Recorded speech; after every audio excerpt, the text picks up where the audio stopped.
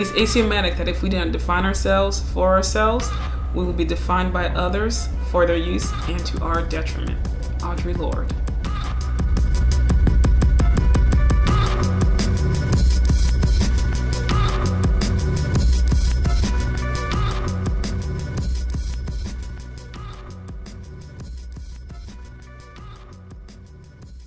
This project is really important to me because I think that sometimes we as Black women are not really seen.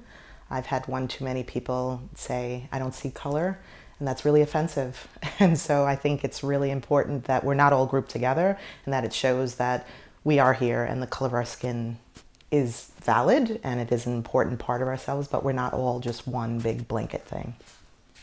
The stereotypes that are applied directly to me are that because I'm a big girl, that I don't have interests like other people do, that I'm not as smart as other people, that I'm bossy and overbearing, that I'm happy all the time, which is really interesting because because I choose to be, but I have problems just like the rest of the folks.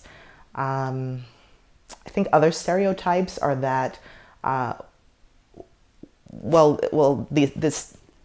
single and I don't have children, and so the stereotype is that there must be something the matter with me because I've never been divorced yet, and that is a real I think that's the biggest stereotype, that something must be the matter with me because I'm single and have never been married. The labels I choose to take on for myself are ones that are empowering. I am smart, and I am beautiful, and I am sexy, and I am fun, and I am energetic and passionate about lots of things, and I am bossy, and I am just this well-rounded person who is quite amazing and flawed as well.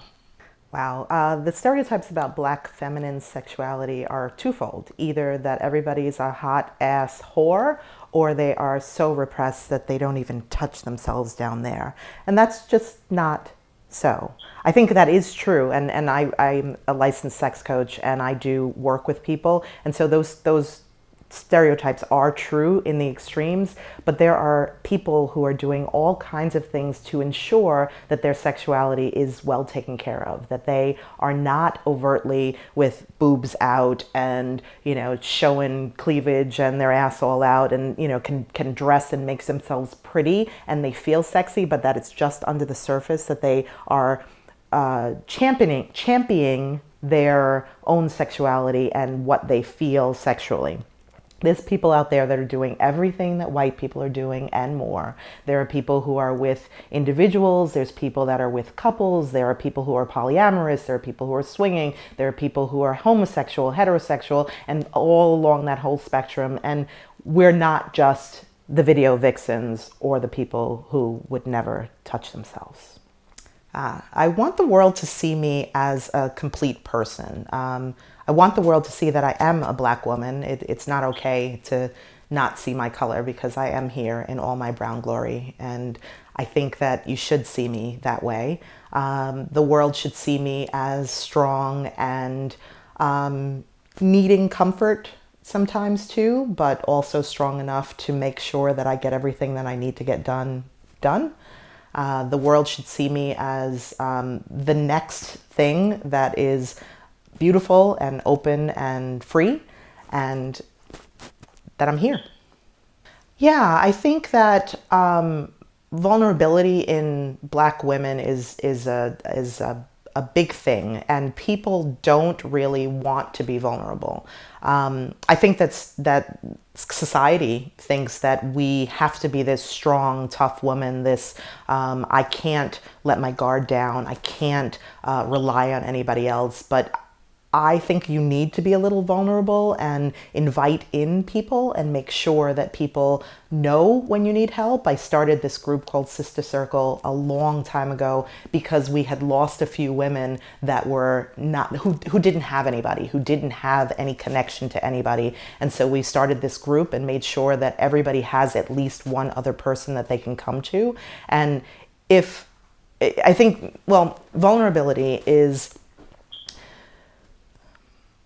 It's difficult because you have to be able to hurt.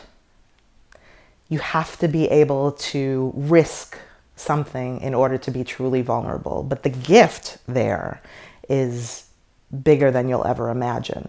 And I think typically Black women are not accustomed to letting that guard down and letting themselves have that moment where they can ask for help. And me too. Sometimes I don't do it so well, but I do have people that I can count on that can see me cry or, pick me up when I think I can't do it. And it just makes life better. But it's difficult. It's difficult.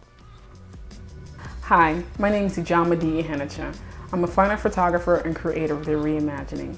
Thank you so much for taking a moment to understand why this project is so important to us. Please help us make this historic project possible.